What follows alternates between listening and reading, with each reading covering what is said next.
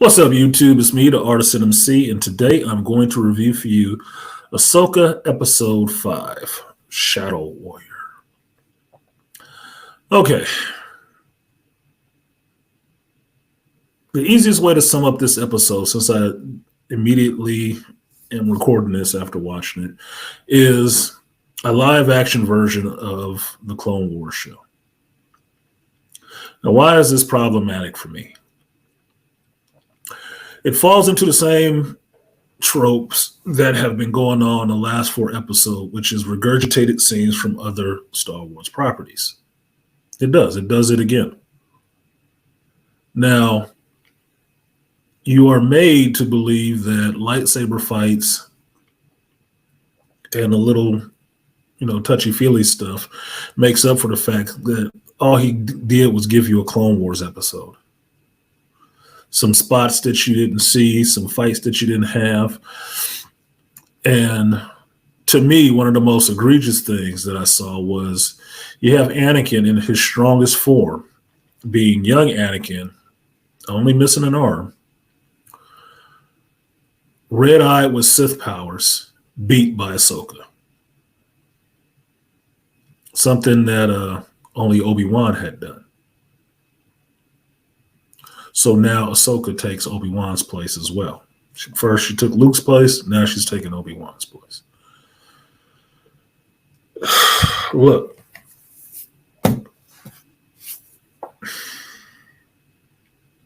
I do not pray at the altar of Filoni for doing the Clone Wars. I don't. Told you guys many a times before, I did not watch all the Clone Wars. And why I've heard is it's a good show. I don't swear by it because there was too much canon breaking stuff that was put into that show. Regardless of how much people say George was there involved in it and he approved of all of that shit, look. George approved of Shadows of the Empire, and I haven't seen Dash Rendar show up once. Okay? So that means almost nothing to this. Now, I'm not pissed off by the episode. I was recording this on Patreon, and what I did before I started this, watch of it, I named off about 3 or 4 things that I expected to see in this episode. And I got those things. I expected to see Anakin. Expected to see a lightsaber fight. I expected the Purgils to show up. And I expected somebody to be going off in hyperspace to the other galaxy. Dance card was filled out completely. The stuff in between there was the part that was kind of bullshit. Like this forced idea that I guess Jason Jarrus or Jason Syndulla, whichever his last name is going to be, is being propped up as the next holy savior in the Force. Because even as a young boy, he's so strong. He can hear them fighting in the world between worlds. Why? Because his daddy was a Jedi. So that's not how that shit works.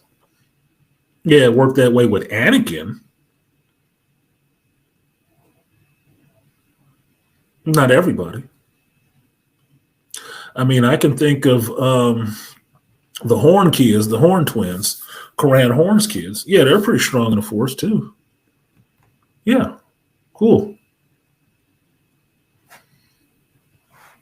Leia's kids, yeah, they're ridiculously strong in the Force. You know why? The grandfather was the virgin birth, the chosen one, the Force Messiah. So that makes sense. This kid just popping out of a Twi'lek vagina because his daddy was a Force user or was a Jedi. So I'm not invested in this little kid. I'm sick of seeing little kids in Star Wars franchise running like they don't know how to walk.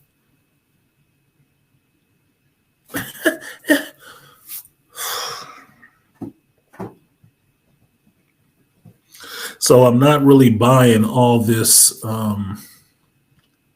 propping up the next series of Force users. Not. Now, the episode doesn't really go anywhere until the very end. Okay. Very end, you go somewhere, which is what you knew this whole episode had to be about anyway, which was getting on these damn purgils or getting inside their gills and hyperspacing off into the other galaxy to find Sabine and Morgan and Balin and possibly Thrawn. Well, that happens by the end of the episode. Took you 45 minutes to get there, but it happened. Cool. What you got in between there was filler in somebody's circle jerk session to be able to do a live action Clone Wars episode in this show. Now, I am absolutely knowing some geeks are going to be gushing all over this stuff. They screens are going to be sticky for a week after this. Not mine. Look, between the world between worlds and being on Cetos, nothing happened. Now, if you were a devotee of the Clone Wars, this would probably make you gush. You got to see young Anakin. You got to see Anakin in his Clone Wars armor. Different haircut out on the battlefield with the clone troopers and Ahsoka as a little girl. That'd probably make you gush because it was something you already saw in the Clone Wars animated cartoon that was just made live action.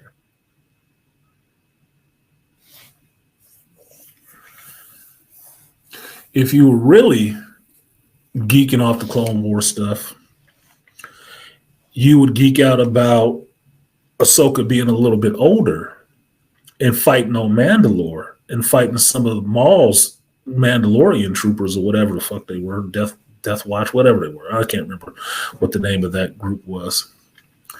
But you would be, hard pressed to be, oh my God, she's fighting these guys on Mandalore and killing Mandalorians. So fucking what?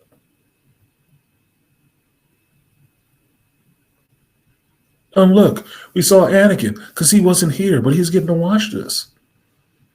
Isn't the world between worlds awesome? No, it's playing like a highlight reel. Let me throw a scene in there that I wanted to do from this era just so I can go back to it again. I never got to do this in Clone Wars, so I'm going to do it right now.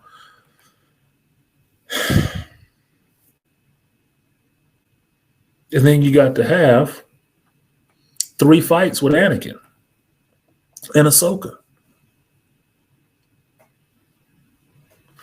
Now, the other thing that happens with this, which is mostly boring, which is people standing on rocks looking out at water, trying to find 2 people that obviously ain't.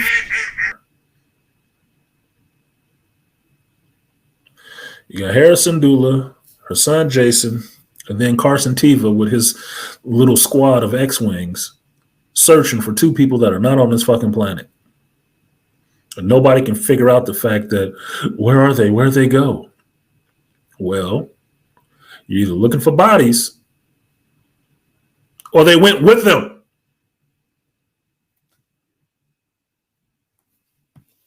Why did that never occur to anybody until the end of the fucking episode? With the one person who wasn't there to see the shit can tell you that. Oh, yeah, they went with him. Oh, so I guess the little force-sensitive crotch dropling couldn't sense that. But he could sense the world between worlds and a lightsaber fight happening basically on the spiritual plane. He could sense that. Couldn't sense the fact that, hey, I think she left. Okay. Okay. Tell me anything. I don't know shit about Star Wars or the Force, so fuck. I guess that could work that way.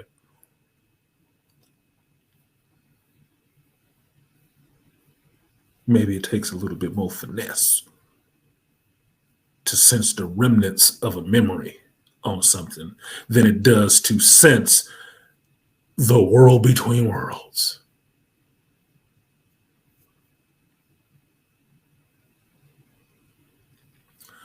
Now, some other moments you get in this is you get to see Anakin juxtaposed with Vader and see him acting like on his road to being Vader. Now, I could shit on that all day if I wanted to, but some of it was kind of cool. But I'm not. I don't give a shit. I know he turned to Vader. I know it's traumatic for Ahsoka. I know we have to prove that she's a badass with a lightsaber again. And even better than her master. Get the fuck out of here, dude. I mean,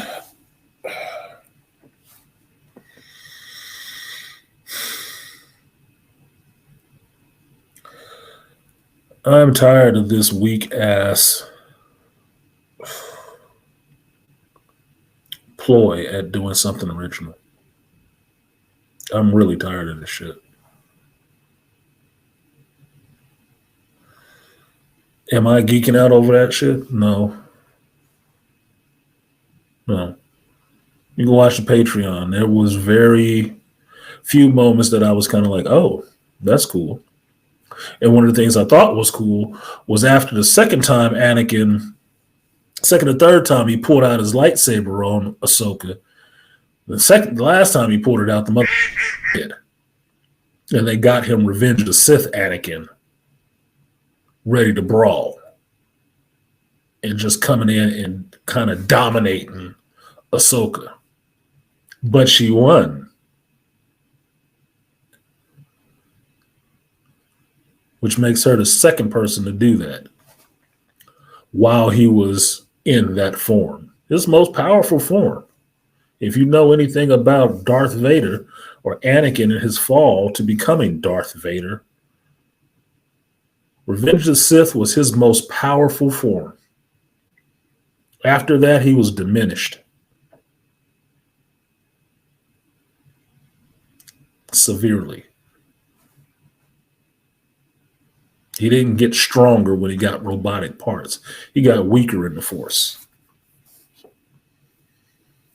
He was his strongest in Revenge of the Sith. One mechanical arm. All that rage.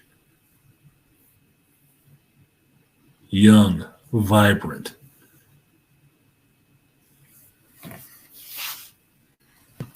But Ahsoka just beat him. Got the blade to his neck and everything. Without the high ground, mind you. You, Dave.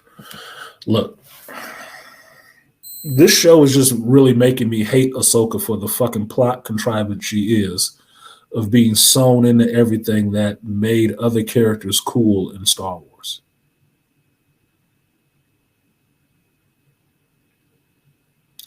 You can't have Darth Maul anymore because you brought Darth Maul back and somebody else got to, take him out for good, right? But Ahsoka got to fight him, right? Beat him. Stand still, whatever the fuck. So that's good. Obi-Wan got to finally take him out. Okay, good. Obi-Wan took him out the first time. That was the only person. As far as I know, because I didn't watch the fucking Clone Wars completely.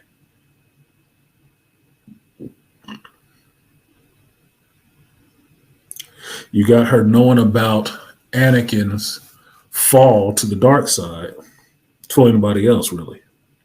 Oh, she got to fight Anakin. I think she got to fight Vader, too. I didn't watch the Clone Wars, but I think I heard about that. And survive. Just like Obi-Wan. and Luke. She knew his daddy before he was even born. She has a big, deeper connection to him than you do. And now she's been able to beat Anakin in his strongest form. I would say at this point before Obi-Wan did. For how this world between worlds was working.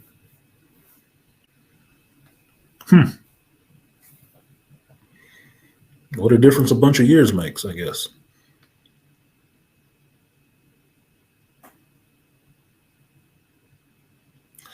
Now, one of the things that's going to bother me about this, and I'm going to keep pointing out, is that Ahsoka didn't finish her Jedi training. So technically, Ahsoka is not a master. Which means she shouldn't have had no damn Padawans. But technically, Anakin shouldn't have had a Padawan either. Because he was a master in name only. He is a knight.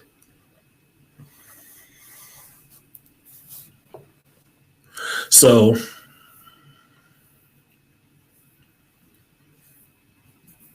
how does somebody with incomplete training become a master and able to teach people who have no talent with the Force to become fully well-rounded Jedi when they left the Jedi Order? That doesn't make you a Jedi anymore. Yeah, you got some of the teachings. But you can't go out and open up your own dojo and start calling yourself a fucking Jedi. It's not how it works. You're missing some shit. And her ghostly master told her so. Right in that episode. I didn't even finish your training. Because it was never finished.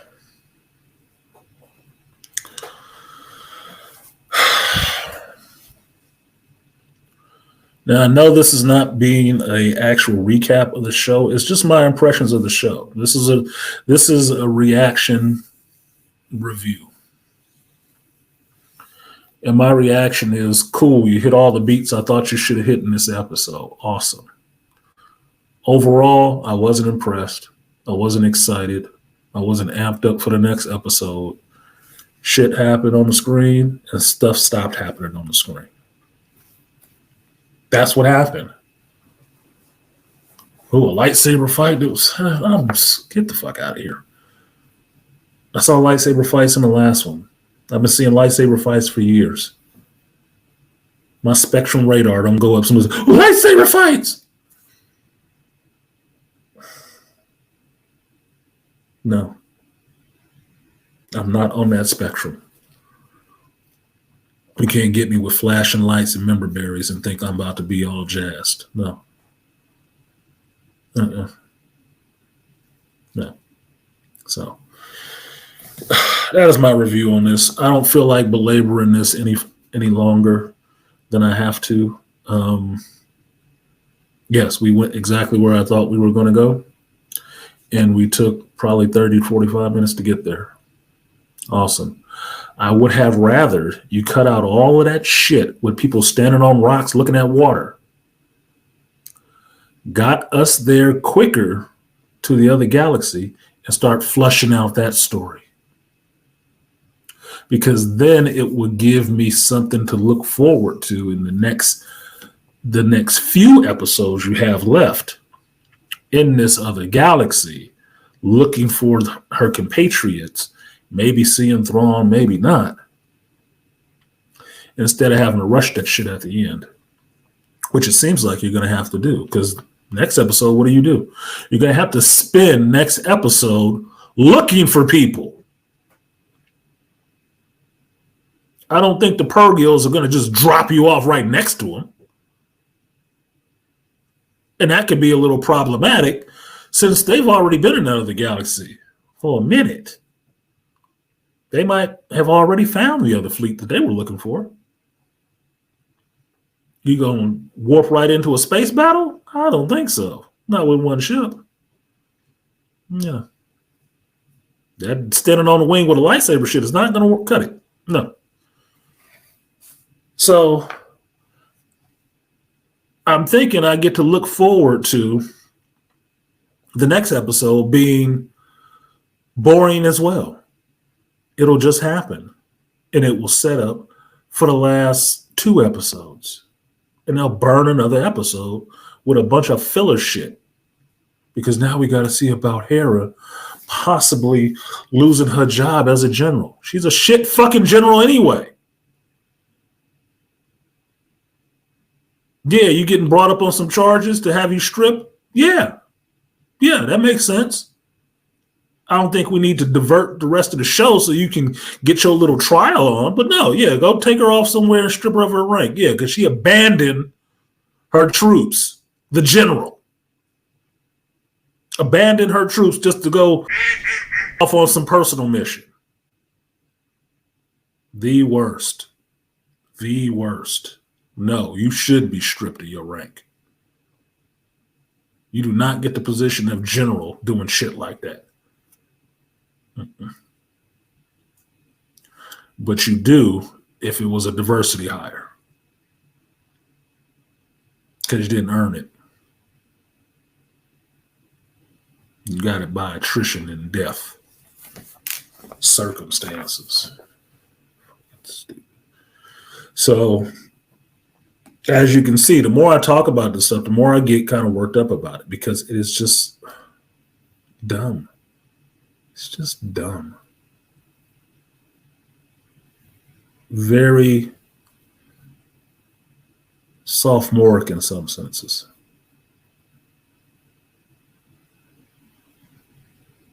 So, fuck.